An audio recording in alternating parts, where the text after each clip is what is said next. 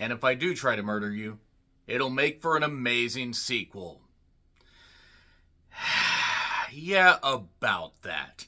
Another Simple Favor is an Amazon original, once again directed by Paul Feig, who did A Simple Favor back in 2018. He also did the catastrophically awful 2016 Ghostbusters. Try to guess which film I'm going to compare this one to. Just try to fucking guess. It's fine. It's just a sequel. It can't fucking hurt me, except it did. It deeply wounded me. I am offended at how bad Another Simple Favor was. I'll explain how bad it was in due time. So this is once again based on a book by Darcy Bell, and once again written by the person who did A Simple Favor. But another writer's here. One that did Shutter Island and Alexander. You know, that 2004 fucking fiasco.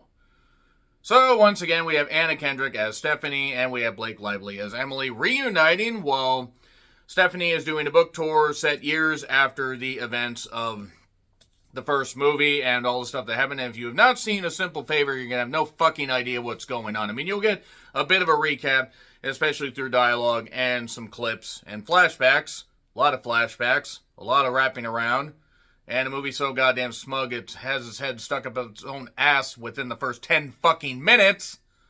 It's fine. It's totally fucking fine. Okay, I'm not gonna mix words here. This is one of the worst fucking sequels I have seen in a goddamn while. It has that sleek but manufactured Amazon quality to it where at times that can work in its favor.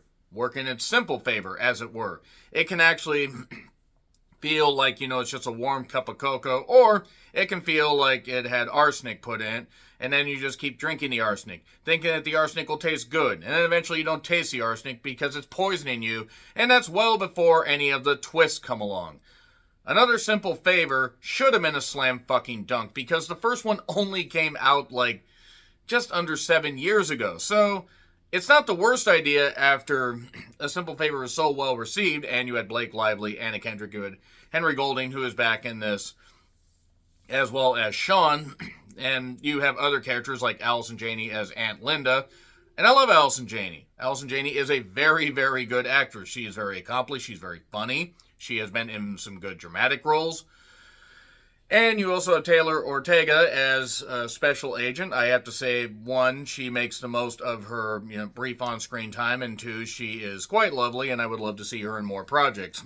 So this is set mostly on an Italian island where Emily is going to marry a very, very lavish man named Dante, who has mob ties and is very, very rich.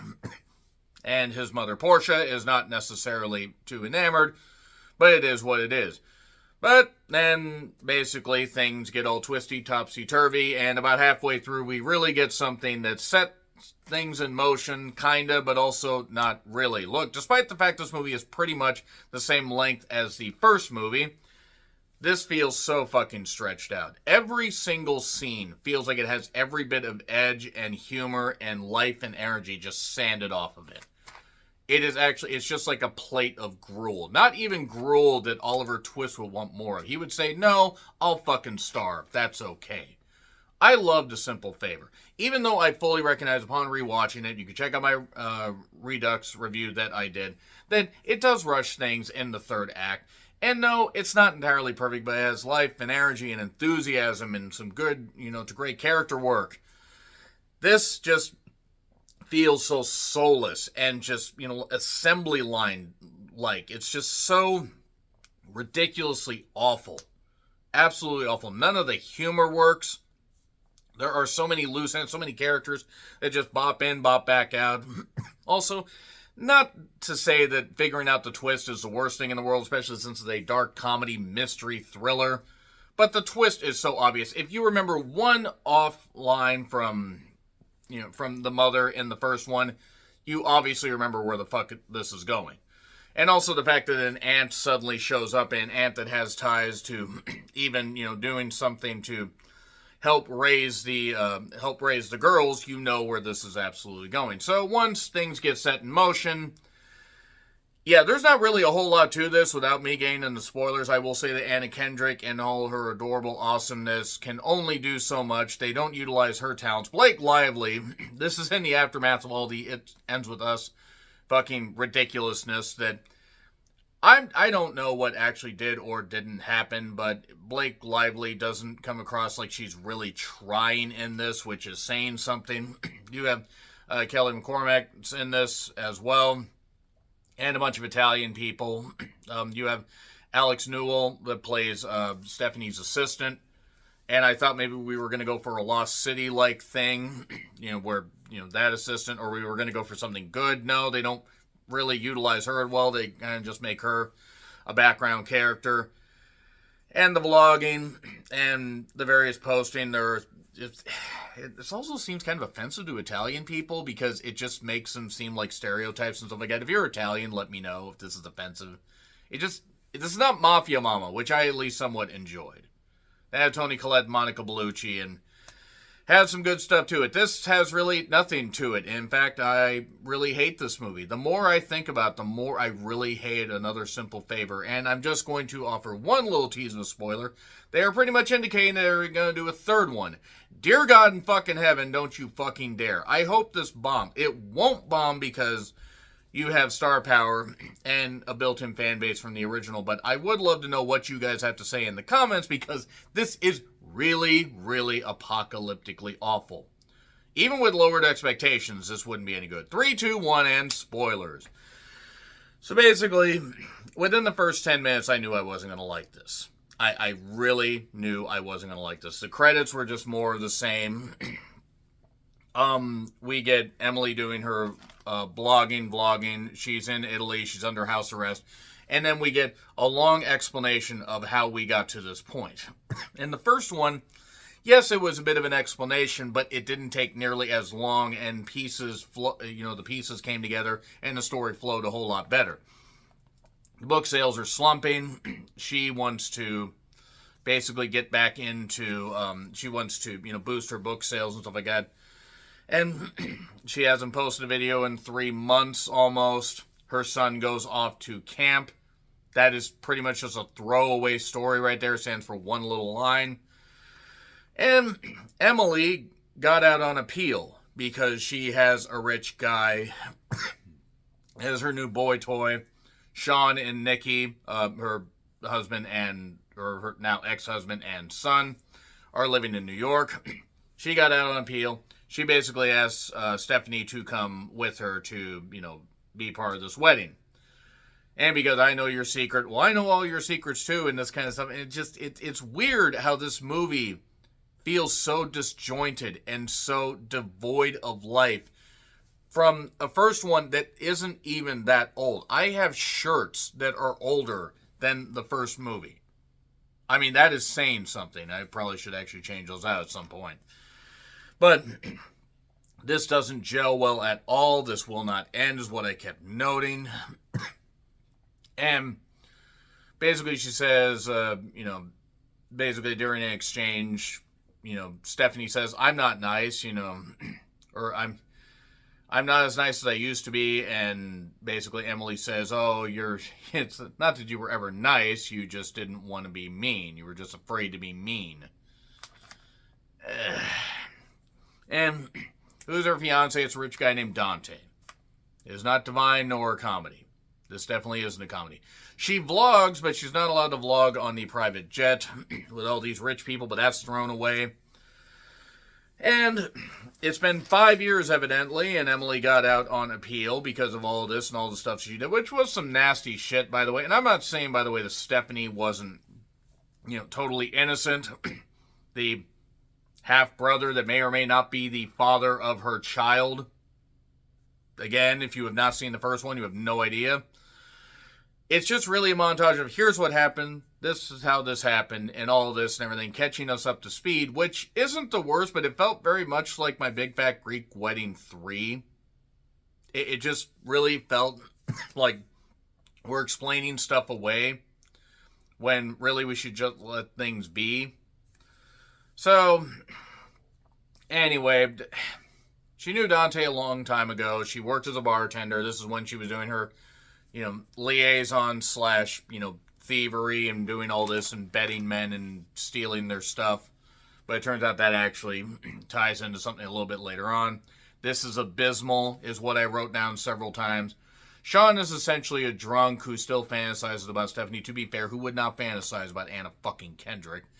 But he was forced to be there, and he drinks and drinks and drinks. Can't vlog at the wedding, or at the reception, because there's Dante and this guy Bartolo that are part of these dueling Italian mob gang things that they don't want to show they have a truce. Spoiler, it's a little bit more than that, but anyway, Portia, the mother, Elena Sofia Ricci, who I have to say tries in this. She really does. I feel like I know that name. I feel like I've seen her and stuff before. And Margaret, Emily's mom, shows back up, and she has a lot of anger issues, and memory issues, because Bruce, her husband, is dead now, the one that wanted to order the blue blazer extra large. No, don't order the blue blazer, it'll send you over the edge. Wrestling fans are pissed off at me, and everybody else is monumentally confused. So, this movie might as well be called Smug Insults, the film. That might as well be what it's called. So there's the leap of Tiberius, or Tiberius, however you say it. This guy would want people to amuse him, and if they didn't, he'd throw him off a cliff. Gee, I wonder if that's going to factor into the finish of this whole fucking thing.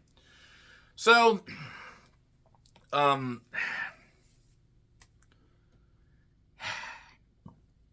Detective Somerville, who was the investigating officer in the last movie, is there, but via remote, basically, because he's back in the States.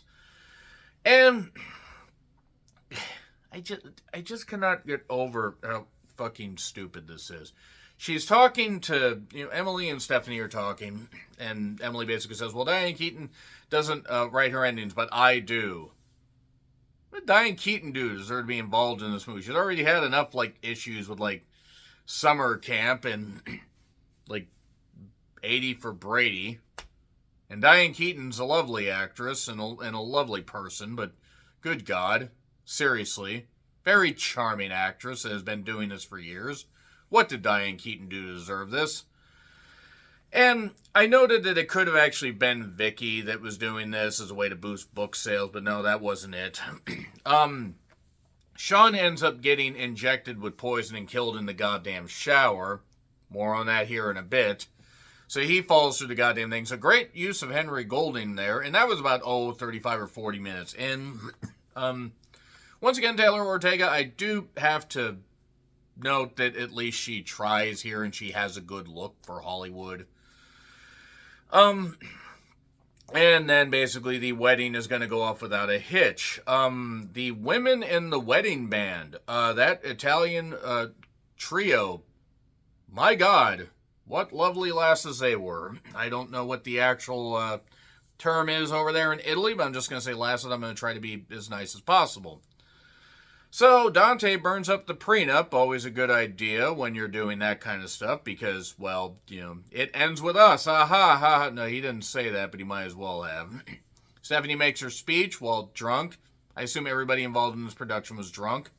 This will not end, is what I noted. Dante then got shot by an unknown assailant that actually isn't an unknown assailant if you, again, paid attention to the throwaway line by the mother about the sisters.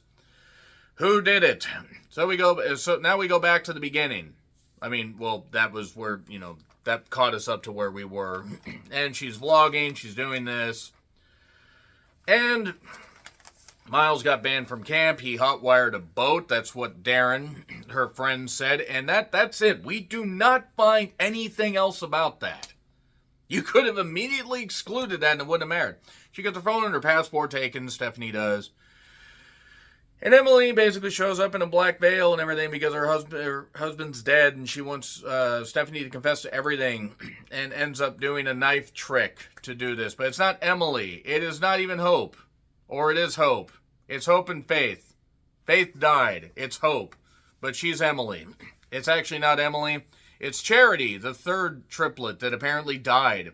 They didn't die because Aunt Linda was helping with the birth and claimed that Charity died, but actually took her for her own nefarious means, like doing a whole bunch of like crime stuff and swindling. No, really, that's the fucking explanation for this.